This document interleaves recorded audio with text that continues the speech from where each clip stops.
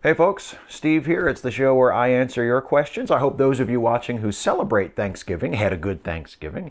And now, it's down to business as usual. My first question this week comes from Bruce Bartup, who says, "Hey ho, I may have started a habit. More being guilty has dragged Alabama down. Who will save the South?" Just as we did last week, Bruce, you ask in haiku, I respond in limerick. A moment.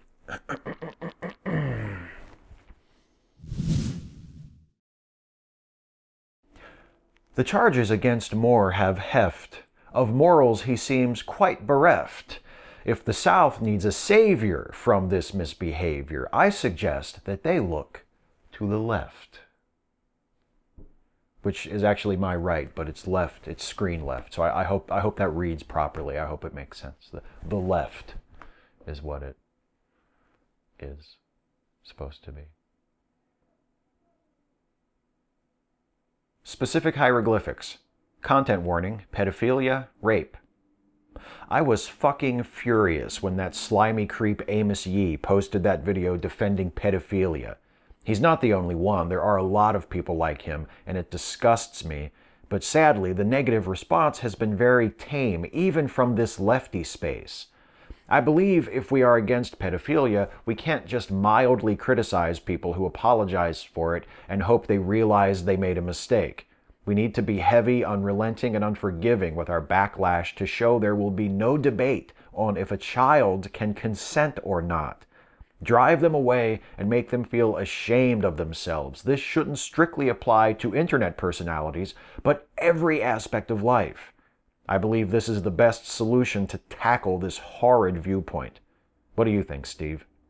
I definitely support a zero-tolerance policy toward anyone who promotes or apologizes or attempts to make space for the idea that it should be okay for adults to have sex with children. I think that should be viewed as completely out of bounds, completely unacceptable, and that behavior that promotes or enables it should be viewed as intolerable in our society. Those ideas and those arguments should not be given a platform or amplification or a venue of any kind. So I completely agree with you on that. I think people like Amos Yee who offer apologetics for child rape, or people like Carl Benjamin who had Amos Yee on his channel a few weeks ago and was kind of trying to coach him through it in a sick sort of way. Like, he stopped short of endorsing pedophilia himself, but he was trying everything he could to sort of soft sell Amos Yee's actual views, trying to sort of prompt him to walk things back instead of being horrified and going, "Oh, Jesus Christ, is that actually what you think? Oh, this was a terrible mistake. Get off my channel. Don't ever come back. I'm deleting this video. I'm terribly ashamed of myself. What have I done? What am I doing with my fucking life? How has this become who I am?" You know, like a decent person would do. A decent person would be interviewing someone on their YouTube channel, and when that person started apologizing for and promoting pedophilia, a decent, reasonable person would have a horrifying moment of clarity and would say, "Oh, Jesus, I have to stop this. Where did I go wrong?" But there are plenty of people who, while stopping short of going as far as Amos Yee goes with it, will nonetheless go right up to the line and will say, "Okay, yeah, some of what he says is over the line, but come on now, let's look at this with compassion. Let's look at this, with a rational point of view, and let's not be too quick to condemn the person who thinks that age of consent laws should be done away with and that sex with children is somehow should be an acceptable thing."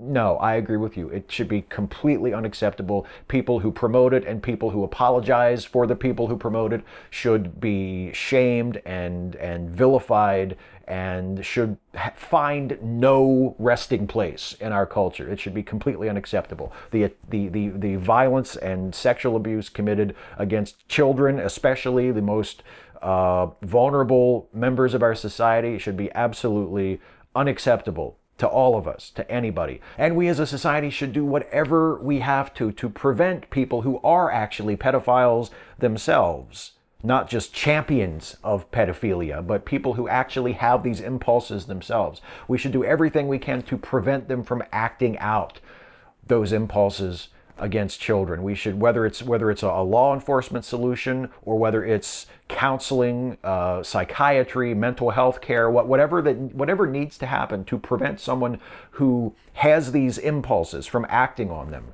and harming a child, we need to do to prevent that from happening. I am completely on board with everything you say, and I think people who soft sell it and try to minimize it and try to make it seem like it's not that big of a deal, or at least it's not that big of a deal when someone they like is doing it or supporting it or trying to apologize for it, I think that should be completely unacceptable. It's contemptible. Matt Machado, hey Steve, you are walking and you come across a lamp. You pick up the lamp and a genie comes out. The genie says, Steve, you released me from my prison and I am so grateful. I will give you a choice. I can change the world so it is a more fair, progressive place with equality for all. America will have an actual progressive as president and no one will know who Donald Trump is. The downside is you will become an anti-SJW asshole. You will be one of the few in the world and you will have no memory of being a progressive. Or I can just give you $10 billion and things stay the same, except I should let you know not only does Trump get a second term, but Mike Pence becomes president after him and gets 2 terms. What would you choose? God damn, talk about a loaded question. Obviously, unless I am a true moral monster, I would have to choose option 1. I would have to sacrifice my own progressive viewpoint, my own progressive mentality for the good of the world. Clearly, that's what I have to do. And actually, I think I might be more willing to go for that than a lot of us might think. I mean, obviously, from where I sit now, as someone who tries to be a progressive, tolerant, inclusive, socially conscious person, I will be horrified at the prospect of myself becoming a so-called anti-SJW. That makes my skin crawl just to think about that. But I would have no memory of my previous life and my previous viewpoint. And the world as a whole would surely be much better off, the United States in particular, with a truly progressive president and Donald Trump having been wiped from the memories of our nation. I think the world as a whole would be better off, and I would just be a huge fucking asshole. But, you know, the rest of the world would be doing okay. And actually, I think I would be willing to make that sacrifice. Because even though I personally would be a massive prick, I would be some anti-feminist asshole who shakes my fist about how Black Lives Matter is a terrorist organization and they're worse than ISIS, you know, and I would be baffled by the reactions to revelations of sexual harassment because I would constantly be asking people, hey, come on, what's the big deal? What did he do that was so bad? What about all the artists that we're losing? What about all the talent that is being driven out of the entertainment industry? Won't somebody think of the talented rapist? You know, I would be that guy. I would be that guy. And I would be insufferable. But I would make that sacrifice. And I think I would be okay. I really do. Because even in a world where anti-SJWism, so to speak, was far less tolerated and far less common than it is in our current world, you have to figure, in all of the vast universes across the multiverse, all of the possible worlds on which various versions of me exist, there must be an anti-SJW Steve out there somewhere. And who's to say that he's not doing okay for himself? I mean, he's probably a humongous piece of shit, as all anti-SJWs are, but he's probably doing okay for himself, wouldn't you think? So I would take the risk in exchange for making the world a vastly better place. I think I would do that. I think I would take one for the team. Why not? I'm not an asshole yet, so what excuse do I have for not doing it? Radical Bacon, so I've decided to use my GI Bill and go to college. I think I'll be an engineer, though I haven't decided on which flavor. The coursework is, like the camper's sleeping preference, intense. Any advice for being an adult going to college? I do kind of wish that I had taken a more active role in some of the extracurricular activities at college. And maybe my advice to you would be, even though you may find yourself feeling sort of separated from the general culture of campus life because you're not a traditional student, find time if you can to go to a basketball game or a football game or a baseball game or whatever, a game of one of the school teams. Because I never did that, and I kind of wish I had. Go to a play that the drama club is putting on.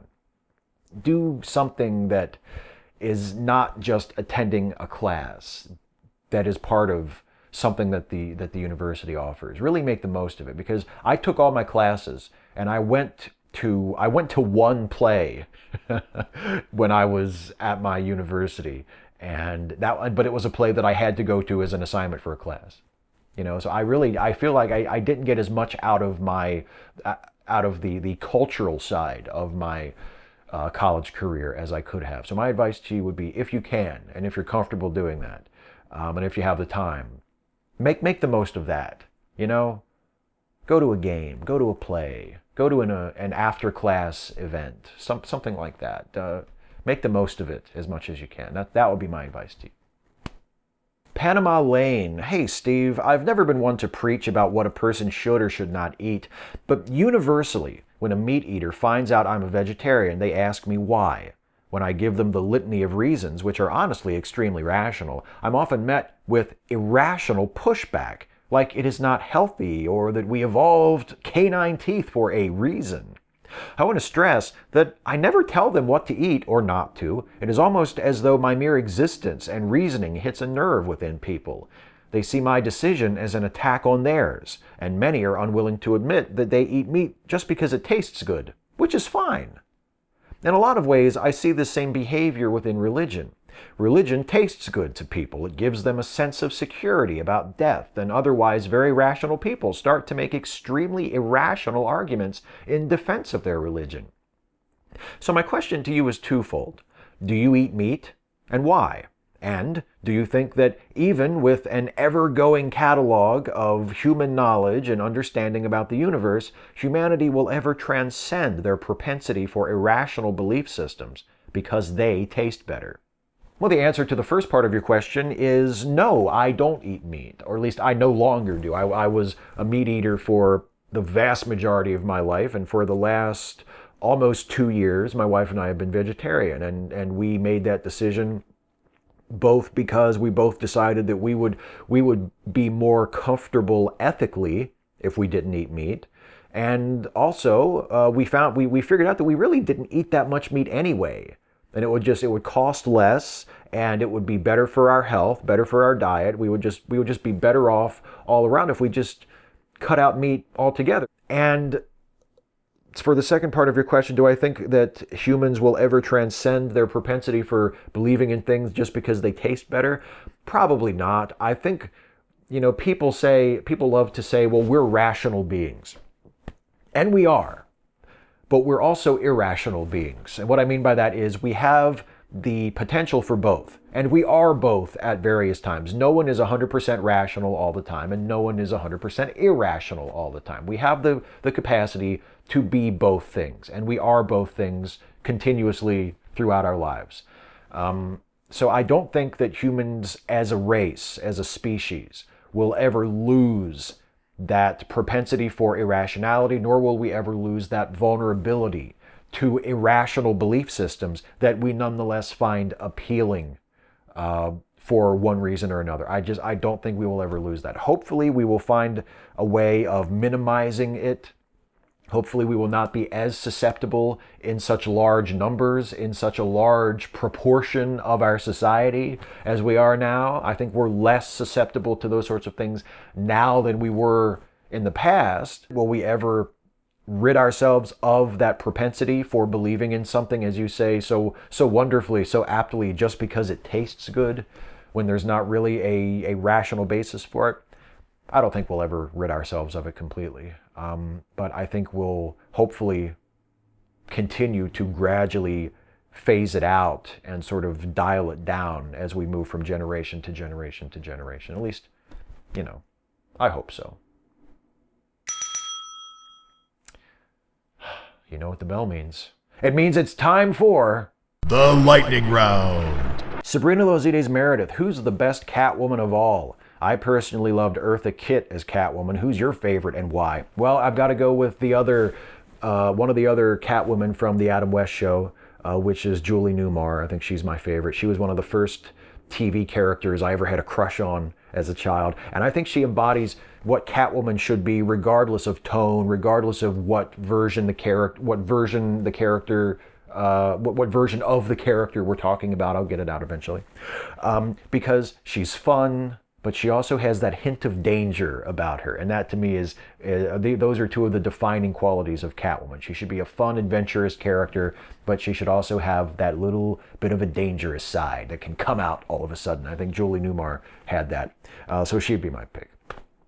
Camel Spider Attack. Hey Steve, who's your favorite character and why so far on Star Trek Discovery? Hashtag Team Tilly. Oh, Tilly is great. Tilly might be my favorite too. I love Stamets. At first I thought he came across as a little one note, but he's really grown on me. And I think Anthony Rapp's performance as him has been just terrific to this point. And also, of course, how could I leave out Saru, the science officer / first officer of the Discovery, played by Doug Jones. I think Saru is awesome and is a really indelible character. I think he of all the characters on the show so far, I think he's the one who is going to sort of find his way into the Star Trek pantheon, because I think he is a really, really interesting kind of original creative twist on an established kind of classic Star Trek character type. So I would go with Saru as well as one of my favorites.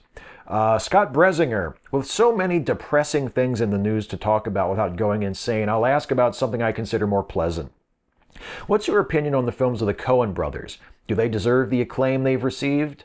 What are their best and least? Your opinion, as always, is invaluable. Thank you, Scott. Yes, I am a big fan of the Coen brothers. I admire their work greatly, so I think they do deserve the praise that they have received. My favorite film of theirs is No Country for Old Men. I think that is a masterpiece. I would also put Fargo right up there underneath it as representative of their best work. Even their worst films, and I'm talking about the ones that they've written and directed, because they've written screenplays for films that neither one of them directed, and not all of those are all that great. But in terms of films that they auteured themselves, even the lesser ones are still interesting in a lot of ways, like the Hudsucker Proxy. I wouldn't call that one of their best films, but I think there's a lot of interesting things in there. Raising Arizona, I wouldn't say is one of their best films, but is an interesting film and a fun film and has a lot of things going on in it that I would recommend people to check out. So even to me, their lesser films have things that are of interest. So yeah, I think the Coen brothers definitely deserve their reputations as some of the finest filmmakers working in American cinema now or over the last couple of decades. Lucas Hackett, yo Steve, I know this is gonna sound crazy and stupid, but if you had a roommate of your own, who would you rather live with? A very metrosexual Superman, a beardless Green Arrow, an equally drunk Batman, or an occasionally bitchy Wonder Woman? I'm not seeing the downside of a metrosexual Superman.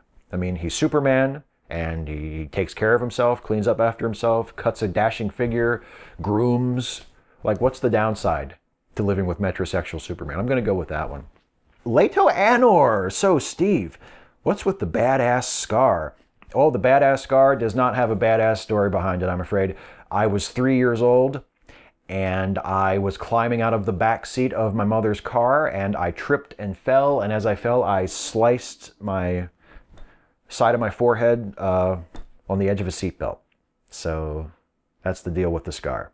It was a seatbelt cut. And it's one of my earliest memories. I remember being on the couch and my neighbor, who was a nurse, coming over to help my mom kind of calm me down and check it out and make sure that the bleeding would stop, that I wouldn't need stitches. I didn't need stitches for it. Obviously, it left a visible scar, but yeah, I wish I could say, oh, I was in a fight. I was stopping a robbery and I got cut. And nope. I was a little kid and I fell out of a car and I cut myself on a seatbelt. That's where the scar came from. Kaboom Splat Yuck 2. Do you juggle? No. Some of them are easy.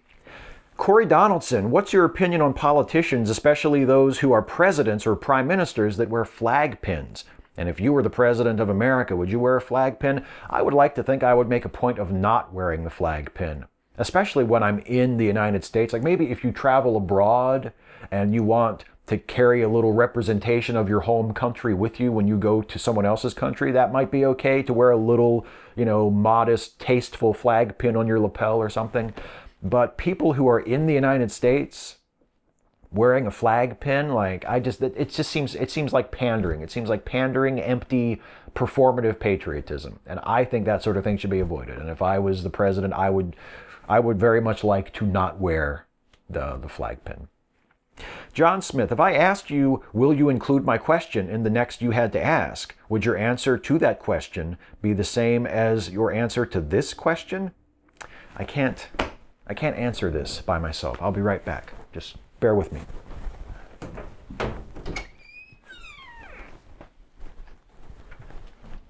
Okay.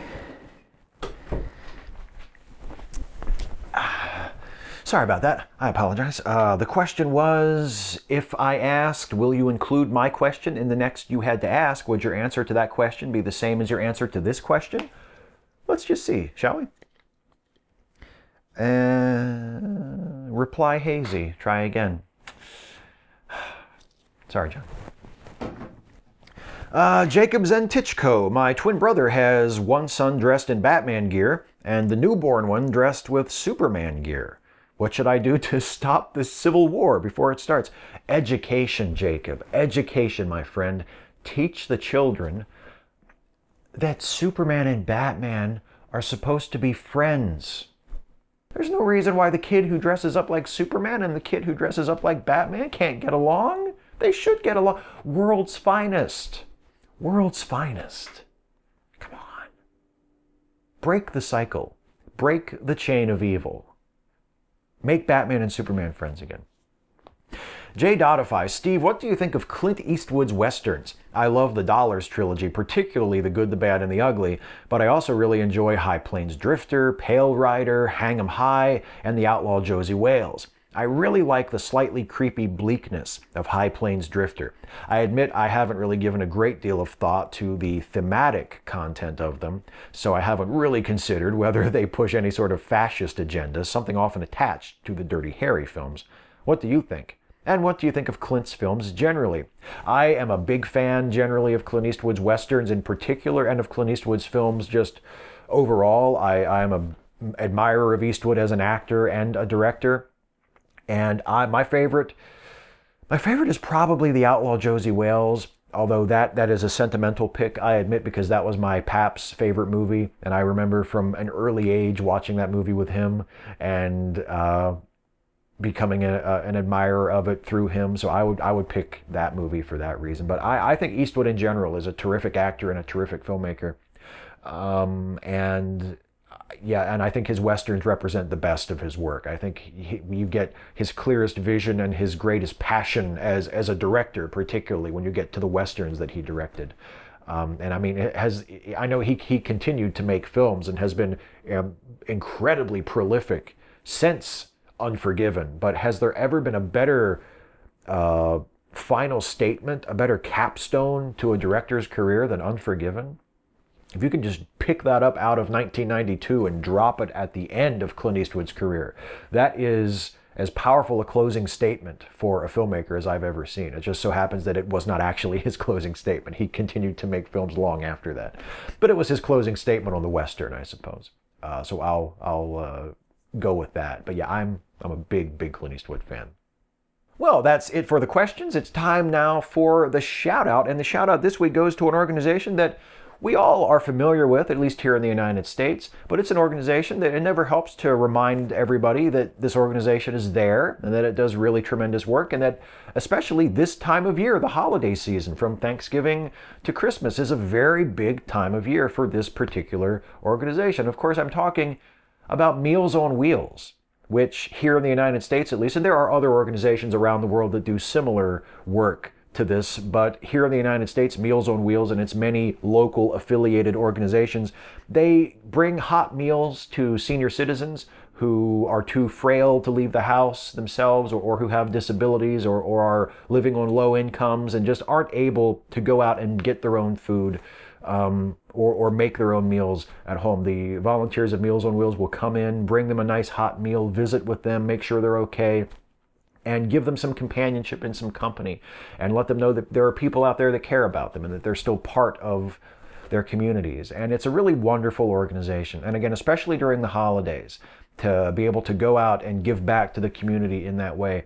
So if you are someone who maybe has a few bucks left over and you like to make donations to charity during the holidays, I know a lot of you do, consider Meals on Wheels if they're not on your regular donation list. There's a website you can go to, which I have linked in the description box, which is mealsonwheelsamerica.org. And you can go there and donate to the national organization. And you can also put in your zip code and find local organizations that may be accepting volunteers. Maybe you could become a Meals on Wheels volunteer yourself and deliver some meals to people this holiday season. Or if you don't feel like doing that, if that's not your thing or you're not able to do that, throw a couple of bucks their way. It's a really, really good organization and a really, really worthy cause. They do wonderful and sadly very much needed work. So that's the shout out. Think of Meals on Wheels this holiday season. I would also like to remind you that tickets are on sale right now for TAC, the Atheist Conference in New York City, July 6, 7, and 8.